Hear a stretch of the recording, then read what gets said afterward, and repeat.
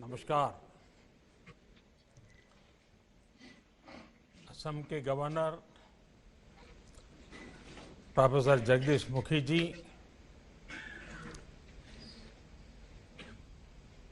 केंद्र में मेरे शिक्षा मंत्री श्री रमेश पोखरियाल निशंक जी, असम के मुख्यमंत्री श्रीमान सर्बानंद सोनोवाल जी,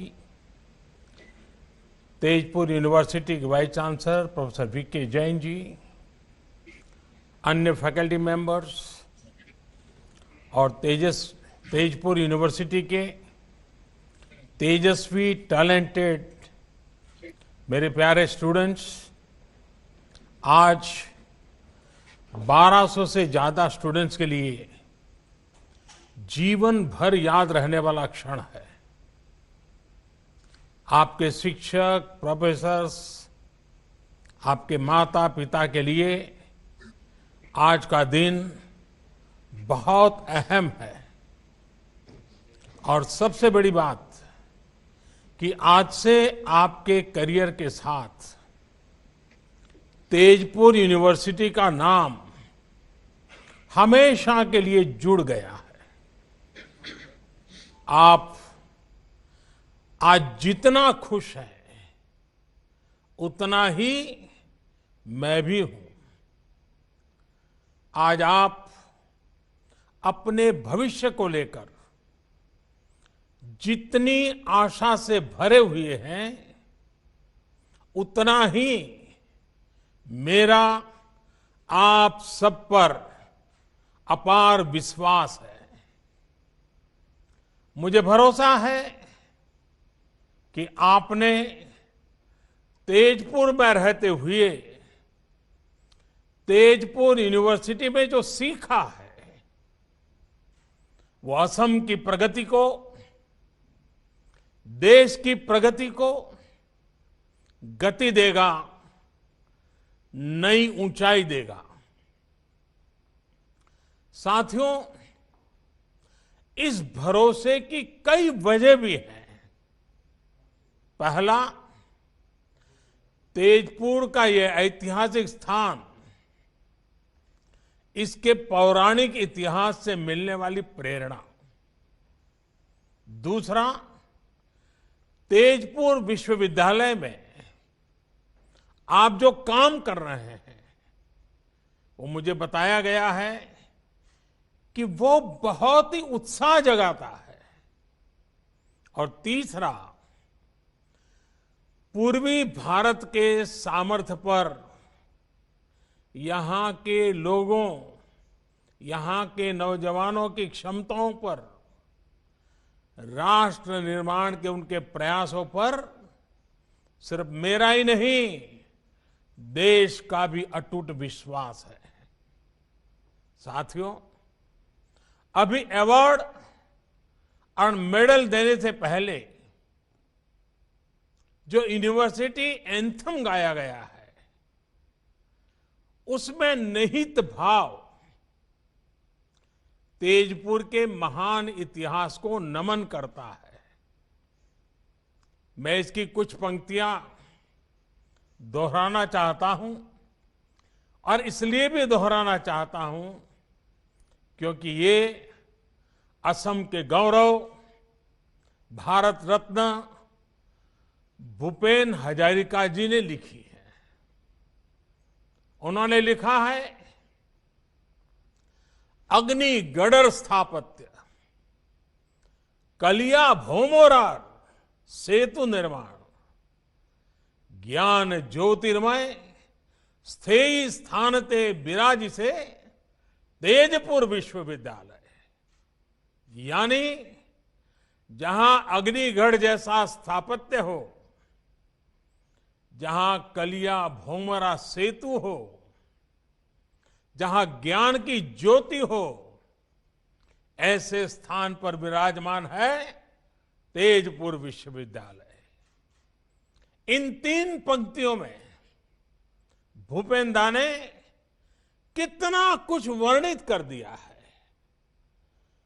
अग्निगढ़ का राजकुमार अनिरुद्ध, राजकुमारी उषा, भगवान श्री कृष्ण से जुड़ा इतिहास, महान अहोम शूरवीर कलिया भोमारा फुकुन की दूरदृष्टि, ज्ञान का भंडार, ये तेजपुर की प्रेरणा है।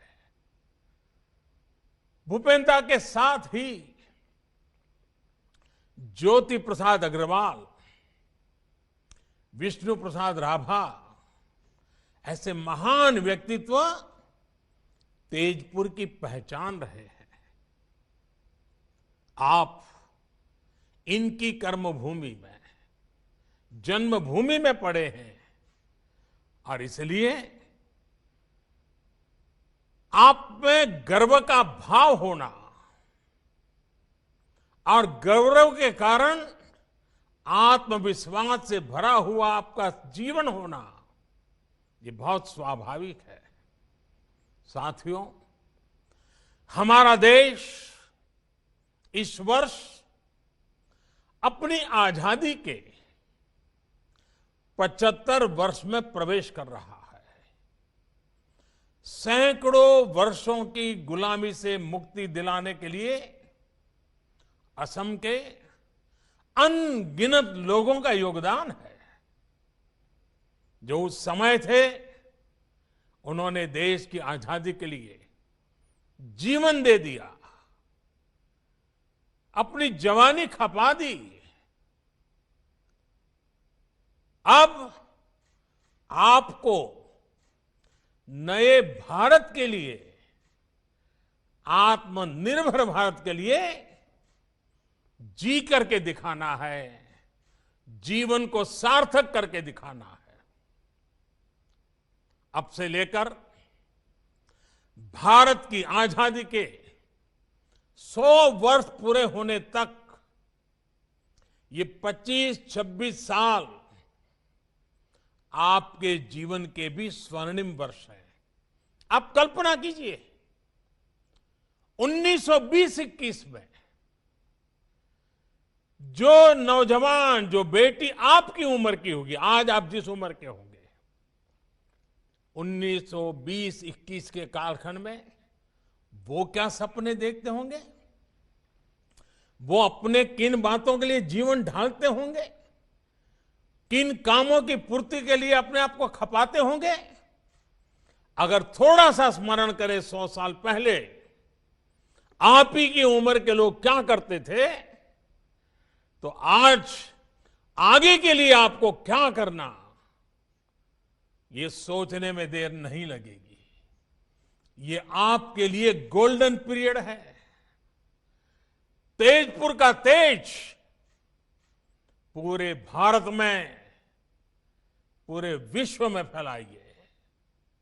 असम को, नॉर्थ ईस्ट को विकास की नई ऊंचाइयों पर ले जाइए। हमारी सरकार आज जिस तरह नॉर्थ ईस्ट के विकास से जुटी है, जिस तरह कनेक्टिविटी, एजुकेशन, हेल्थ, हर सेक्टर में काम हो रहा है, उससे आपके लिए अनेकों नई संभावनाएं बन रही हैं। इन संभावनाओं का पूरा लाभ उठाइए।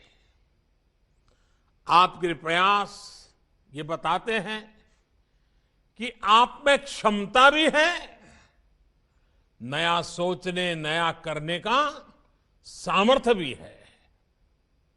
साथियों, तेजपुर यूनिवर्सिटी की एक पहचान अपने इनोवेशन सेंटर के लिए भी है। आपके grass root innovations vocal for local को भी नई गति देते हैं, नई ताकत देते हैं। ये इनोवेशंस स्थानीय समस्याओं को सुलझाने में काम आ रहे हैं, जिससे विकास के नए द्वार खुल रहे हैं।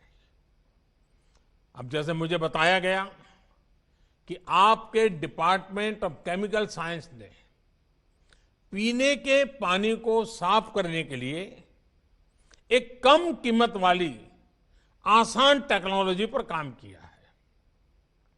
इसका लाभ असम के अनेक गांवों को हो रहा है। बल्कि मुझे तो ये बताया गया कि अब ये नई टेक्नोलॉजी छत्तीसगढ़ में, उड़ीसा में, बिहार में, कर्नाटका, राजस्थान जैसे राज्यों तक भी पहुंच रही है। मतलब ये आपकी कीर्ति पताका फैल रही है। भारत में इस प्रकार की टेक्नोलॉजी के विकास से हर घर जल पहुंचाने का जल जीवन मिशन को जो सपना है उसको एक सशक्तिकरण होगा। साथियों, पानी के अलावा गांवों में वेस्ट टू एनर्जी, कचरे से कंचन, इसमें बदलने का जो बीड़ा आपने उठाया है उसका प्रभाव भी बहुत बड़ा है। फसलों के अवशेष हमारे किसानों और हमारे पर्यावरण दोनों के लिए बड़ी चुनौती है। बायोगैस और ऑर्गेनिक फर्टिलाइजर से जुड़ी एक सस्ती और प्रभावी टेक्नोलॉजी को, उसको लेकर जो काम आप अपनी यूनिवर्सिटी में कर रहे हैं, उससे देश की एक बहुत बड़ी समस्या हल हो सकती है। साथियों, मुझे ये भी जानकारी दी गई है कि तेजपुर यूनिवर्सिटी नॉर्थ ईस्ट की बायोडायवर्सिटी और रिच हेरिटेज को संरक्षित करने का भी अभियान चला रही है। नॉर्थ ईस्ट के आदिवासी समाज की वो भाषाएं जिन पर विलुप्त होने का खतरा है, उनको डॉक्यूमेंट करना बहुत सराहनीय काम है। इसी तरह संत श्रीमंत शंकरदेव जी की जन्मभूमि नौगांव के बाताद्रव स्थान में सदियों पुरानी लकड़ी पर उकेरी गई कला का, उसका प्रिजर्वेशन हो, या फिर गुलामी के कालखंड में लिखी गई असम की किताबों और पेपर्स का डिजिटीकरण हो, आप वाकई इतने विविध कामों पर लगे हुए हैं। कोई भी इसको सुनेगा उसको गर्व होगा कि इतना दूर हिंदुस्तान के पूर्वी छोर पर तेजपुर में ये तपस्या हो रही है, साधना हो रही है। आप वाकई कमाल कर रहे हैं। साथियों, मैंने जब इतना कुछ जाना तो मन में ये सवाल भी आया कि स्थानीय विषयों पर, स्थानीय आवश्यकताओं पर इतना काम, इतनी रिसर्च करने की प्रेरणा आपको कहां से मिलती है? इसका जवाब भी तेजपुर यूनिवर्सिटी कैंपस में ही है। अब जैसे आपके हॉस्टल्स चराईदेव, नीलांचल, कंचनजंगा, पटकाई, धानसिरी, सुबनसिरी, कोपिली, ये सभी पर्वतों, चोटियों और नदियों के नाम पर है। और ये सिर्फ नाम नहीं है, ये जीवन की जीती जागती प्रेरणा भी है। जीवन यात्रा में हमें अनेक मुश्किलों, अनेक पर्वतों का सामना करना पड़ता है, कई नदियों को पार करना पड़ता है। एक बार का काम नहीं होता। आप एक पर्वत चढ़ते हैं तो फिर दूसरे की तरफ बढ़ते हैं। हर पर्वतारोहण के साथ आपकी जानकारी भी बढ़ती है, आपका एक्सपर्टाइज भी बढ़ती है और नई चुनौतियों को लेकर आपका पर्सपेक्टिव तैयार हो जाता है। इसी तरह नदियां भी हमें बहुत कुछ सिखाती है। नदियां कई सहायक धाराओं से मिलकर बनती हैं और फिर समुद्र में मिल जाती है। हमें भी जीवन में अलग अलग लोगों से ज्ञान लेना चाहिए, सीखना चाहिए और उस सीख के साथ आगे बढ़ते हुए अपने लक्ष्य को प्राप्त करना चाहिए। साथियों, जब आप इसी अप्रोच के साथ आगे बढ़ेंगे तो असम, नॉर्थ ईस्ट देश के विकास में अपना योगदान दे पाएगा। आपने देखा होगा, कोरोना के इस काल में आत्मनिर्भर भारत अभियान हमारी वोकैबुलरी का अहम हिस्सा हो चुका है। हमारे सपनों के अंदर वो घुल मिल गया है।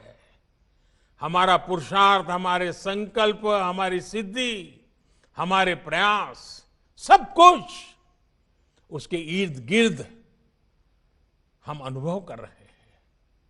लेकिन आखिर ये अभियान है क्या?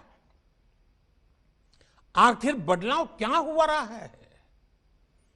क्या ये बदलाव सिर्फ रिसोर्सेज में है? क्या ये बदलाव सिर्फ फिजिकल इंफ्रास्ट्रक्चर में है? क्या ये बदलाव सिर्फ टेक्नोलॉजी में है? क्या बदलाव सिर्फ बढ़ती इकोनॉमिक और स्ट्रेटेजिक माइट का है? ऐसे हर सवाल का जवाब हाँ में है। लेकिन इनमें से भी जो सबसे बड़ा परिवर्तन है वो है इंस्टिंक्ट का, एक्शन और रिएक्शन के नजरिए का है। हर चुनौती, हर समस्या से निपटने का हमारे युवा देश का अंदाज, देश का मिजाज अब कुछ हटकर है। इसका एक ताजा उदाहरण तो अभी हमें क्रिकेट की दुनिया में देखा है। आप लोगों में से बहुतों ने भारतीय क्रिकेट टीम के ऑस्ट्रेलिया टूर को फॉलो किया होगा। इस टूर में क्या क्या चुनौतियां हमारी टीम के सामने नहीं आई। हमारी इतनी बुरी हार हुई, लेकिन उतनी ही तेजी से हम उभरे भी और अगले मैच में जीत हासिल की। चोट लगने के बावजूद हमारे खिलाड़ी मैच बचाने के लिए मैदान पर डटे रहे। चैलेंजिंग कंडीशंस, इसमें निराश होने के बजाय हमारे युवा खिलाड़ियों ने चैलेंज का सामना किया, नए समाधान तलाशे। कुछ खिलाड़ियों में अनुभव जरूर कम था, लेकिन हौसला उतना ही बुलंद दिखा। उनको जैसे ही मौका मिला, उन्होंने इतिहास बना दिया। एक बेहतर टीम को अपने टैलेंट और अपने टेम्परामेंट में वो ताकत थी जिससे उन्होंने इतने अनुभवी टीम को, इतने पुराने खिलाड़ियों की टीम को पराजित कर दिया। युवा साथियों, क्रिकेट के मैदान पर हमारे खिलाड़ियों की ये परफॉर्मेंस सिर्फ स्पोर्ट्स के लिहाज से इंपॉर्टेंट नहीं है, एक बहुत बड़ा लाइफ लेसन भी है। पहला लेसन ये कि हमने अपनी एबिलिटी पर विश्वास होना चाहिए, कॉन्फिडेंस होना चाहिए।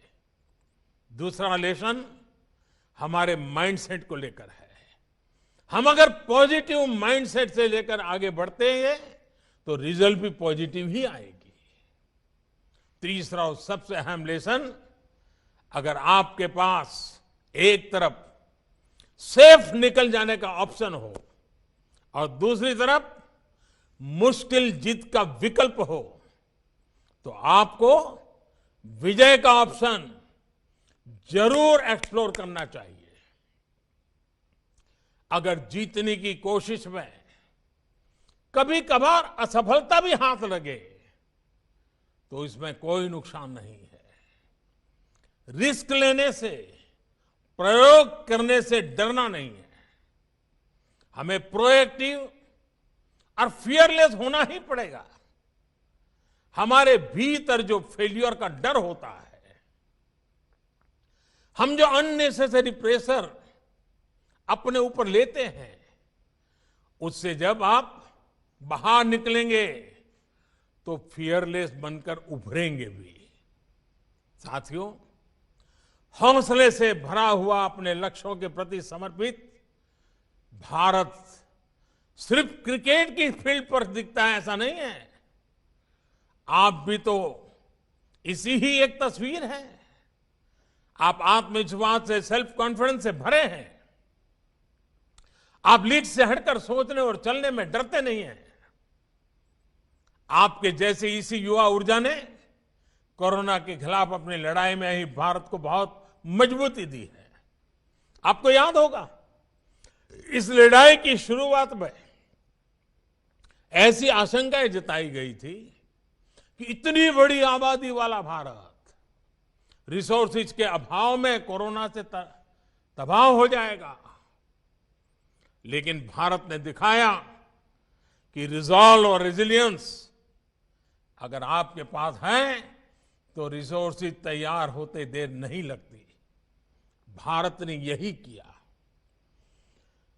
भारत ने हालत से समझौता करने के बजाय मुसीबत बढ़े इसका इंतजार करने के बजाय तेजी से फैसले लिए, प्रोएक्टिव होकर फैसले लिए। इसी का परिणाम है कि भारत वायरस से ज्यादा प्रभावी रूप में बढ़ पाया, प्रभावी रूप से लड़ पाया। मेड इन इंडिया सॉल्यूशन से हमने वायरस के फैलाव को कम किया, अपने हेल्थ इंफ्रा को बेहतर किया। अब हमारे वैक्सीन से जुड़ी रिसर्च और प्रोडक्शन की क्षमता भारत के साथ साथ दुनिया के अनेक देशों को सुरक्षा कवच का विश्वास दे रही है। अगर हम अपने वैज्ञानिकों, अपने रिसर्चर्स, अपने स्कॉलर्स, अपने साइंटिस्ट, अपनी इंडस्ट्री की ताकत पर भरोसा ना करते तो क्या ये सफलता संभव हो पाती? और साथियों, सिर्फ हेल्थ सेक्टर ही क्यों, हमारा डिजिटल इंफ्रास्ट्रक्चर ही लीजिए।